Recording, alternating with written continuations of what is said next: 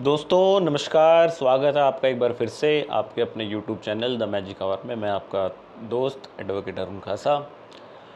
हरियाणा विधानसभा election को लेकर हमारी चर्चा को आगे बढ़ाते हैं। आज एक खबर निकल के आ रही है कि राव इंद्रजीत क्या कांग्रेस पार्टी में वापसी कर सकते हैं। पुराने कांग्रेसी रहे हैं। आज राव इंद्रजीत जी के कांग्रेस पार्टी में जाने के बारे और बीजेपी से हुए उनके मोहभंग के बारे में बात करेंगे। पहले जानते हैं कि राव इंद्रजीत जी हैं कौन। राव इंद्रजीत जी हरियाणा के पूर्व सीएम राव वीरेंद्र के बेटे। सन 1977 से 2014 तक कांग्रेस के साथ रहे। 4 बार के एमएलए और 6 बार लोकसभा, अभी 6ठी बार वो लोकसभा पहुँचे हैं। उनके पॉलिटिकल करियर की बात करें तो पहला विधानसभा इलेक्शन 1977 में जीता था। 1977 में पहली बार वो विधानसभा पहुँचे थे। लोकसभा की बात करें तो 1998 से 99 के बीच वो महेंद्रगढ़ से इंडियन नेशनल कांग्रेस के लोकसभा सांसद रहे। 2004 से 2009 तक महेंद्रगढ़ से ही, और 2009 से 2014 के बीच एक बार वो गुड़गांव आ गए। फिर गुड़गांव से उन्होंने इलेक्शन लड़ा लोकसभा का इंडियन नेशनल कांग्रेस पार्टी से ही। 2014 में इंडियन नेशनल कांग्रेस पार्टी से जनवरी 2014 में इस्तीफा देने के बाद 2014 में हुए आम चुनाव में उन्होंने बीजेपी का दामन थामा और बीजेपी से 2014 से 19 के बीच में वो गुड़गांव से लोकसभा सांसद रहे। उसके बाद 2019 से 2024 में भी वो सांसद रहे बीजेपी से, और 2024 में एक बार वो फिर से बीजेपी की टिकट पर लोकसभा का चुनाव जीत कर आए हैं। मिनिस्ट्री ऑफ स्टेट रहे वो नरेंद्र मोदी जी के साथ। 35 साल तक कांग्रेस में रहने के बाद भूपेंद्र सिंह हुड्डा के साथ तल्खियों के चलते उन्होंने हरियाणा कांग्रेस पार्टी से इस्तीफा दिया था। बीजेपी में जाने के बाद और बीजेपी में जाने से पहले हरियाणा की राजनीति में वो हमेशा अपने आप को एक सीएम चेहरे की तरह प्रोजेक्ट कर रहे थे। कांग्रेस में रहते हुए भी और कांग्रेस से जाने के बाद बीजेपी में जाने के बाद भी उनका अपना सीएम पद को लेकर दावा जारी रहा। अभी भी उनका सीएम पद को लेकर दावा बीजेपी की तरफ जारी रहा। उन्होंने कांग्रेस के मुख्यमंत्री, उस समय के मुख्यमंत्री भूपेंद्र सिंह हुड्डा के ऊपर आरोप लगाया था कि वो सिर्फ 3 जिले रोहतक, सोनीपत और झज्जर में सारा उनका फोकस है। सारा काम वो इन ज़िलों में करा रहे हैं, जो कि उनमें से एक लोकसभा क्षेत्र उनके बेटे दीपेंद्र सिंह हुड्डा का भी आता है।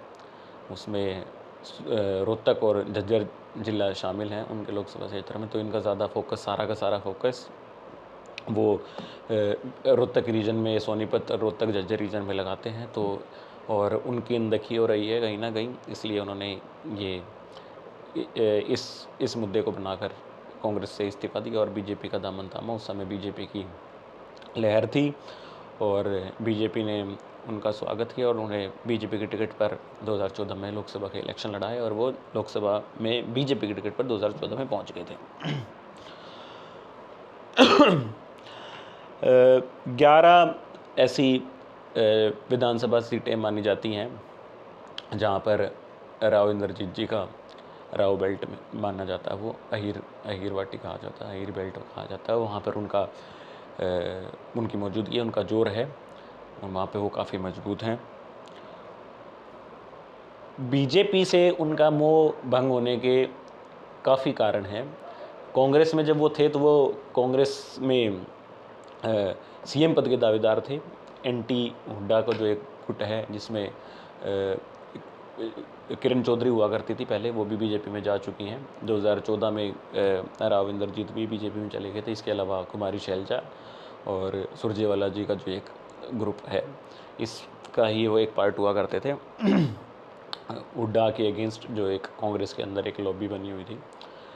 और बीजेपी, अब कांग्रेस में उनका सीएम चेहरा उनको ना घोषित करना और उनका एक ये भी रीज़न था कि उन्होंने हवा को पहचान लिया था कि 2014 में की जो हवा चल रही है वो बीजेपी के पक्ष में चल रही है और कांग्रेस पार्टी के विपरीत चल रही है, इसलिए उन्होंने काफ़ी सोच समझकर ये बीजेपी का दामन थामा था।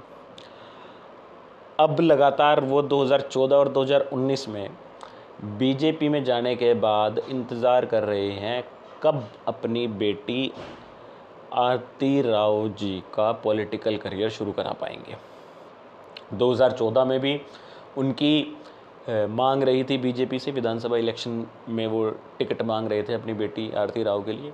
उनकी 2014 की जो मांग थी वो पार्टी ने सिरे से खारिज कर दी थी। उसके बाद 2019 में भी वो अपनी बेटी आरती को टिकट दिलाने में कामयाब नहीं हो पाए, और अब 2000 नहीं दिला पाए, और 2024 में अब फिर से वही सिचुएशन आ गई है कि 2024 में अपनी बेटी के लिए वो टिकट मांग रहे हैं, और अपने साथ साथ अपने समर्थकों के लिए वो 6 सीटों पर उनकी बीजेपी की तरफ से वो दावा कर रहे हैं कि वो उन्हें बीजेपी 6 सीट ये दे, जिनमें अटेली, नारनौल, कोसली, बावल, बादशाहपुर और पटौदी शामिल हैं।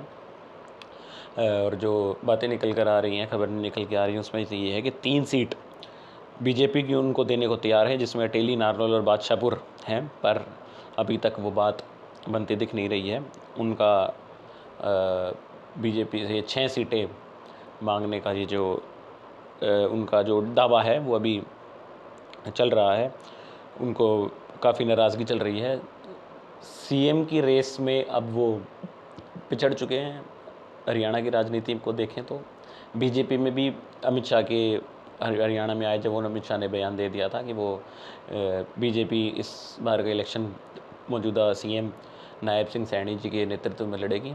उनका मुख्यमंत्री का चेहरा नायब सिंह सैनी ही होंगे। तो बीजेपी वो सीएम की रेस में वो है नहीं, और वो पिछले 10 सालों से कोशिश कर रहे हैं अपनी बेटी का पॉलिटिकल करियर शुरू कराने को लेके। और उनको जो इस समय डर है, वो डर उनका कहीं ना कहीं जायज़ भी है। वो पहचान चुके हैं इस चीज़ को कि बीजेपी जो है, बीजेपी हरियाणा के बहुत से नेताओं का पॉलिटिकल मर्डर कर चुकी है। पॉलिटिकल मर्डर इसको समझाएं तो जैसे खट्टर साहब ने बीजेपी के जितने भी बड़े बड़े नेता थे जो अपने अपने एरिया में जिनका काफ़ी पकड़ थी, नाम था, उनको साइड लाइन कर दिया है बिल्कुल। उसमें से जो कुछ बड़े बड़े नाम हैं, पंडित रामविलास शर्मा जी, अनिल विज जी, इस तरह से ओम प्रकाश धनखड़ जी, इनको बिल्कुल साइड लाइन कर दिया गया है। इसी कड़ी में अब अगला नंबर राव इंद्रजीत जी हैं, जो वो ये सोच रहे हैं कि उनकी ये बारी आ चुकी है, और अभी उनकी बेटी का पॉलिटिकल करियर वो शुरू करवा नहीं पाए हैं। और कहीं ना कहीं उन्होंने ये चीज़ भी भांप ली है कि हरियाणा में जो हवा है वो बीजेपी के खिलाफ और कांग्रेस के पक्ष में बह रही है, और हरियाणा में कांग्रेस की सरकार बनती दिख रही है। वो बयान भी दे चुके हैं कि चंडीगढ़ का रास्ता साउथ हरियाणा के अहिरवाटी से होकर जाता है। तो वो उनको ये बात अब दिख रही है कि सरकार जो कांग्रेस की अब बनती दिख रही है हरियाणा में, तो वो इस समय अब शिफ्ट हो जाना चाहते हैं। जैसे सेंटर में भी वो अभी स्टेट मिनिस्टर हैं भारत की सरकार में, लेकिन वो भी पिछले जो 2 टर्म से 10 साल से जो सरकार चल रही थी वो इतनी मजबूत सरकार नहीं है। वो भी टीडीपी और जेटीयू की पार्टीज़ के समर्थन से वो चल रही हैं। अब वो पता नहीं है कि कितने कामयाब होगा ये गठबंधन, कितना नहीं, कितने दिन तक ये सरकार ऐसे चल पाएगी। और हरियाणा में जो है वो कांग्रेस की तरफ रुझान लोगों का बहुत ज़्यादा बना हुआ, और बीजेपी पार्टी की तरफ काफ़ी ज़्यादा मात्रा में एंटी इनकम्बेंसी है। तो वो इस चीज़ को देखते हुए अपना बदलाव शायद करने को अपना मन बना चुके हैं। अमित शाह जी भी उन्हें मनाने की कोशिश कर चुके हैं। खबर आई थी कि कल अमित शाह जी सीएम सैनी साहब और मनोहर खट्टर जी के राव इंद्रजीत जी को बुलाया गया था, और प्रधानमंत्री नरेंद्र मोदी से उनकी बात हुई थी, मीटिंग हुई थी। पर कहीं ना कहीं खबर ये निकल के आई है कि अभी तक उनकी जो नाराज़गी है उसको दूर नहीं किया गया है। अगर कांग्रेस की अभी बात करें तो जो पिछला लोकसभा इलेक्शन को देखें तो राव इंद्रजीत जी 75,079 वोटों से जीत हासिल उन्होंने की थी। कांग्रेस के कैंडिडेट राज बब्बर जी गुड़गांव से कांग्रेस के कैंडिडेट थे, लेकिन राज बब्बर जी को लगभग 1 महीना का समय मिला था अपना इलेक्शन कैंपेन के लिए, लेकिन उन्होंने ये चीज़ दर्शा दी थी कि जो किला था राव इंद्रजीत जी का उसको हिला दिया था। गुड़गांव लोकसभा की 9 में से 3 विधानसभा सीटें ऐसी थी जहां पर राव इंद्रजीत जी को हार का सामना करना पड़ा था और राज बब्बर जी ने काफ़ी अच्छी लीड बनाई थी। इसके अलावा उनके जो तीन उनकी प्रमुख विधानसभा हैं वहाँ पर भी जो कि पटौदी, बावल और रेवाड़ी है, वहाँ पर भी जितनी आशा थी राव इंद्रजीत जी उतना लीड नहीं ले पाए थे। जो 2019 के इलेक्शन की बात अगर करें तो राव इंद्रजीत जी लगभग 4 लाख के करीब वोटों से जीत हासिल करके लोकसभा पहुंचे थे, लेकिन ये जो मार्जिन इतना कम हुआ है और जो कांग्रेस के कैंडिडेट थे राज बब्बर जी थे उनको बहुत कम समय मिला था इलेक्शन के लिए, इलेक्शन कैंपेन के लिए, तो ये शायद आंकड़ा और कम, जीत का अंतर और कम, या फिर ऐसा भी हो सकता था कि अगर उनको और ज़्यादा टाइम मिलता, वो अच्छे से तैयारी कर पाते तो शायद रिज़ल्ट भी कुछ और हो सकता था, ये सीट भी कांग्रेस के खाते में जा सकती थी। अब जो बीजेपी से उनका मोह भंग होने के बाद जो बातें निकल के आ रही हैं कि राव इंद्रजीत जी ने कांग्रेस से 11 सीटों की मांग की है। वो कांग्रेस पार्टी में शामिल होते समय 11 विधानसभा सीटें मांग रहे हैं अपने चहेतों को टिकट दिलाने के लिए। और इसका जवाब जो कांग्रेस पार्टी की तरफ से दिया गया है, कांग्रेस पार्टी की तरफ से उन्हें 4 सीट का ऑफ़र दिया गया है और 4 सीट भी वो होंगी जहां पर कांग्रेस पार्टी का कोई भी बड़ा नेता, कोई भी बड़ा चेहरा ना हो। कांग्रेस पार्टी ने ये साफ कर दिया है कि कांग्रेस पार्टी किसी भी बड़े चेहरे की टिकट नहीं काटने वाली है। बिल्कुल सत्य है कि राव इंद्रजीत के कांग्रेस में आने से कांग्रेस को बिल्कुल 100% मजबूती मिलेगी और ये भी बात सच है कि बीजेपी को बहुत बड़ा नुकसान होने वाला है अगर वो जाते हैं। तो अभी ये देखना होगा कि राव इंद्रजीत जी को बीजेपी मना पाती है या वो कांग्रेस के साथ जो उनकी डील चल रही है वो कितनी कामयाब हो पाती है। कांग्रेस अभी इस समय कांग्रेस जो साउथ हरियाणा का एरिया है वहाँ पर कांग्रेस को ऐसा नहीं कहा जा सकता कि वो वहाँ पर मौजूद नहीं है। लोकसभा इलेक्शन में राज बब्बर जी का जो ये इलेक्शन था इसमें बहुत अच्छे वोट राज बब्बर जी को प्राप्त हुए थे, जिसमें कि उन्हें 7,33,257 करीबन 46% वोट प्राप्त हुए थे। राव इंद्रजीत जी को 8,08,336 50% के करीब वोट प्राप्त हुए थे।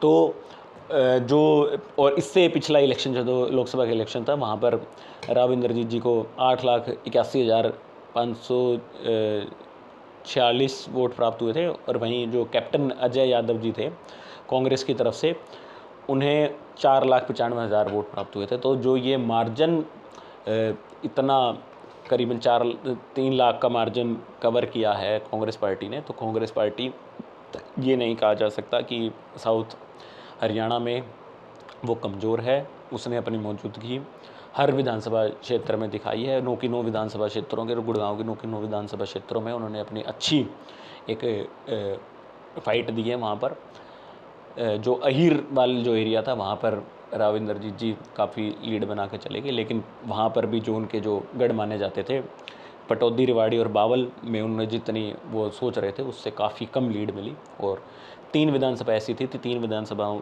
में कांग्रेस वहाँ से लीड लेकर चली गई। जो कांग्रेस की तरफ राव इंद्रजीत जी का रुझान हुआ है वो कहीं ना कहीं अपनी राजनीति को ज़िंदा रखने के लिए है। वो भी इस बात का डर उन्हें भी सता रहा है कि बीजेपी कहीं ना कहीं उनका उनका जो उनका प्रभाव है साउथ इंडिया अय्यर वाटी में, जो उसको ख़त्म करने की दिशा में बढ़ रही है।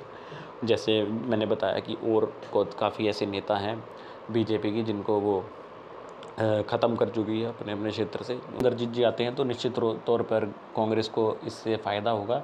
अब बात ये करते हैं कि कांग्रेस के जो नेता हैं वो राव इंद्रजीत की एंट्री से कितने खुश या कितने नाखुश दिखते हैं।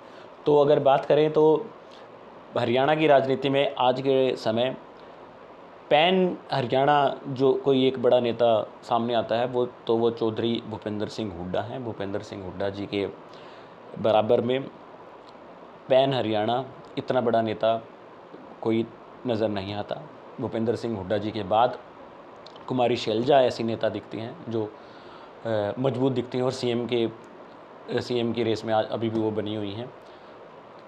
अगर अब राव इंद्रजीत जी हरियाणा कांग्रेस ज्वाइन करते हैं तो भूपेंद्र सिंह हुड्डा जी को इस समय उनसे ज़्यादा कोई दिक्कत नहीं होगी, क्योंकि 10 साल के बाद वो वापसी करेंगे। आज के समय भूपेंद्र सिंह हुड्डा जी के नेतृत्व में हरियाणा इलेक्शन लड़ा जा रहा है।